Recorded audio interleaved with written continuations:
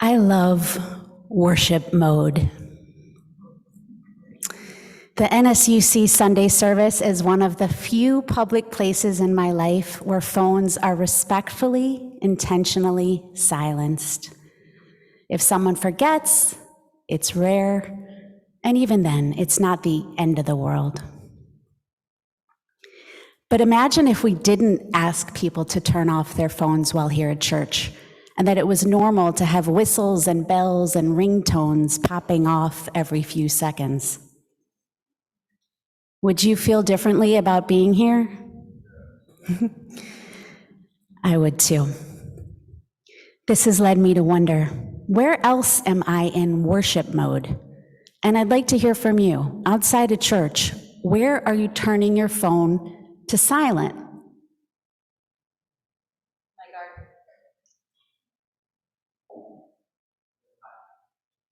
Dinner time, the garden, any others? What's that, Marge? Taking a nap. It's worthwhile to consider how we bring the attention and mindfulness we have here at NSUC to our lives outside these walls. In the reading, John O'Donohue tells us that the spiritual hunger so prevalent in our times is a hunger for true presence. And Buddhist monk ThichNhatHanh tells us that love, true love, is a matter of being there. He writes, to love in the context of Buddhism is above all to be there. The most precious gift you can give to the one you love is your true presence. I've been thinking about what it means to be there, and when I've been there for someone and when people have really been there for me. Not only in crucial 3 a.m. crisis moments, but in everyday moments. Is the person I'm sharing space with feeling my presence? Am I feeling their presence? Am I really listening? Am I really being heard? This may sound simple, and to some degree it is simple, but it's not easy. And that's why I wanted to spend time with this topic today. I was going through a hard time some years back. There were a lot of changes in my life, and I had major discomfort around those changes. I shared with a friend of mine that I was really struggling, which was hard for me to do then. It was very hard for me to say, I'm in pain, a kind of pain I haven't felt before. But I managed to say it, and I didn't have to say it twice. She heard me. She got in her car with him the next day and drove to Chicago from her home in Michigan. Not because she had an answer for me or a solution, but she thought maybe her presence might give me support. And it really did.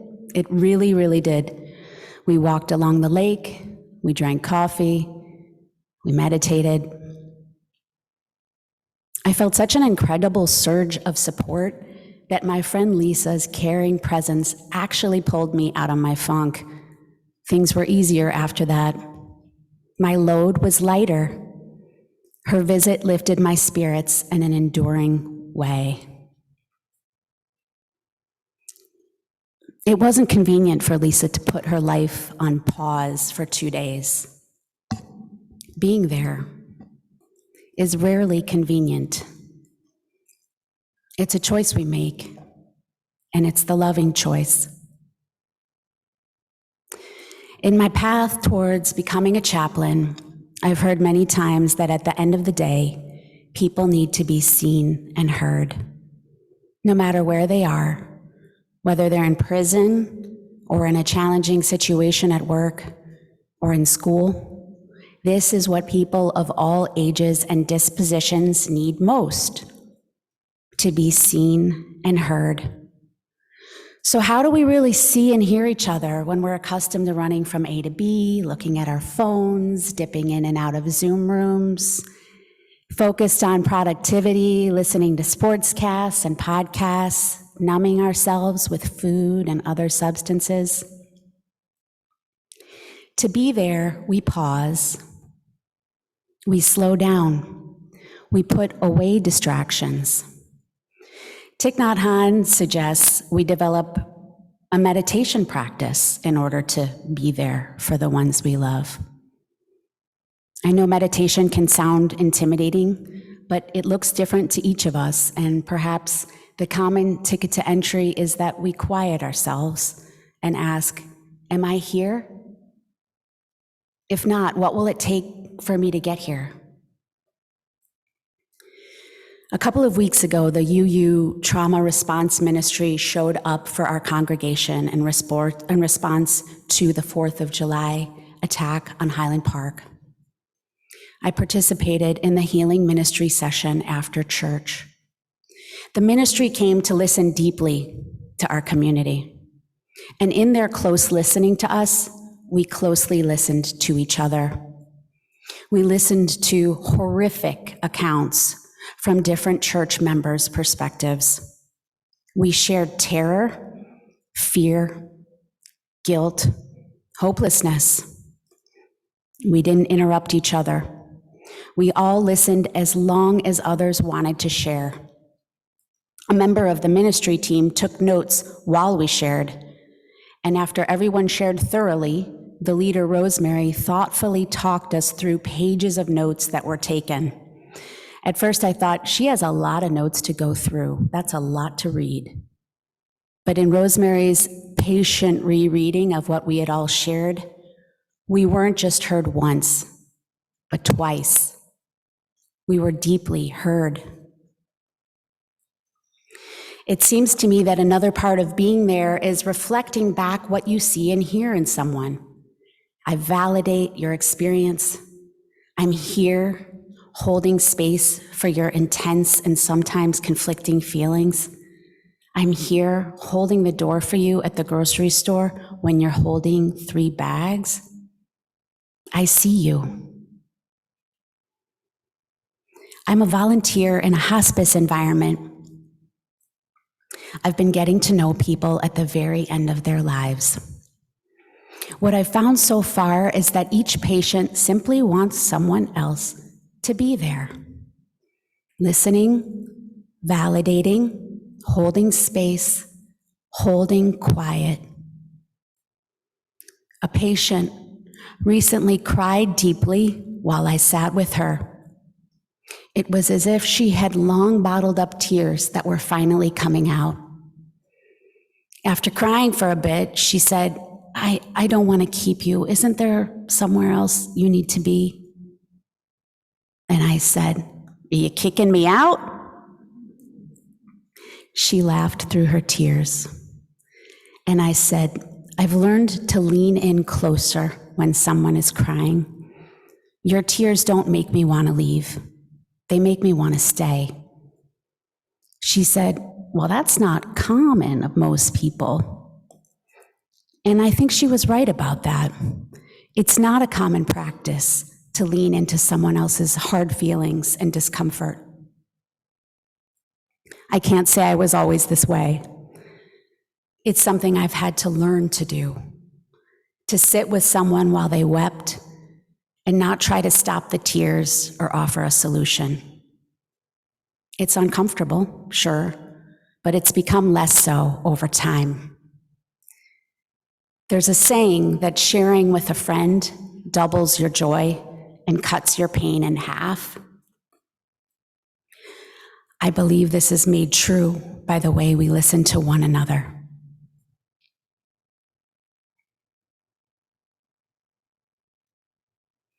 In hospice, I've found that to be there for someone at the end of their lives, you don't have to be strong. You don't have to know the perfect thing to say. But if you want to be supportive and loving, you cultivate presence and listen. I'm coming to realize that spending time in hospice at this stage in my middle age isn't only helping me inhabit the present moment, it's showing me how to live and how to be in a relationship more than maybe any other experience has. It's showing me what it really means to be there for someone. It doesn't need to be someone I've known a long time or a blood relative. It can be a total stranger. But sharing a space where every minute, every hour, every day counts has generated new presence in other parts of my life. As a patient in hospice, you're at the final stop. There are no plans, there's nowhere to go, and there's nowhere else to be. And when I visit with a patient in hospice, I consciously join them in that final stop. Contemplating one's inevitable death is a central part of Buddha's practice. In the Upajjhayatana Sutta, the Buddha offers 5 facts known as the 5 remembrances to be contemplated as often as possible. ThichNhatHanh writes, "When you deny the reality of life, you appreciate it less. Meditate on the Buddha's 5 remembrances and rediscover the magic of life just as it is." And I'll share the remembrances as translated by ThichNhatHanh. 1. I am of the nature to grow old. There is no way to escape growing old. 2. I am of the nature to have ill health. There is no way to escape ill health. 3. I'm of the nature to die. There is no way to escape death. 4.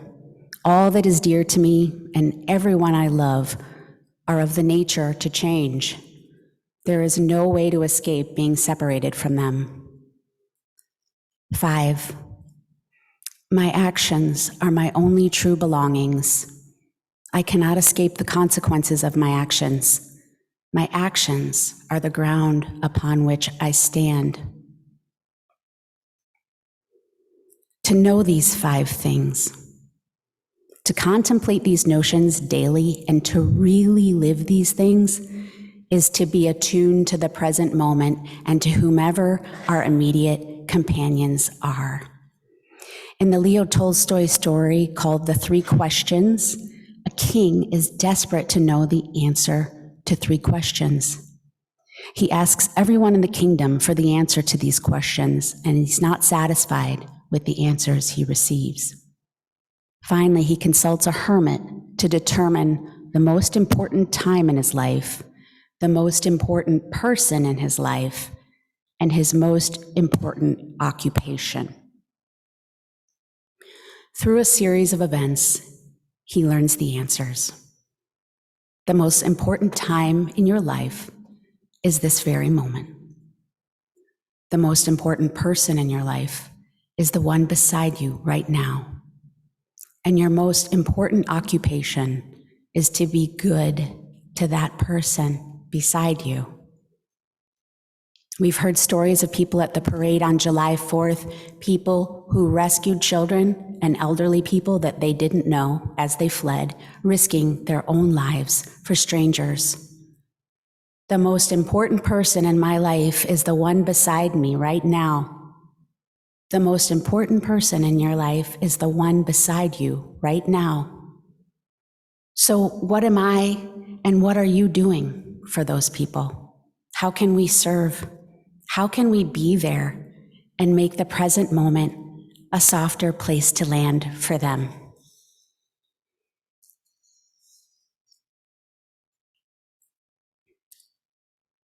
When I look back on my life and the brightest moments, the most potent moments, they all include an incredible sense of presence. I was present. The people I was with were present. We were in worship mode, being there for and with each other. Those are the moments I want to continue to invite and cultivate, And I challenge you to do more of the same in your own lives. Perhaps the next time you notice someone suffering, you step towards them instead of looking away. Perhaps the next time you support a cause, you show up physically to volunteer versus sending a check in the mail. Perhaps the next time you ask someone how they're doing and they say, "Fine," you say, "Tell me more." The more present you are in your life, the more people around you will feel genuinely cared for. The more present you are in your life, the more alive you will feel. Ram Dass says, we're all just walking each other home. Deeper presence could very well be the spiritual food we need to heal our world and walk each other home.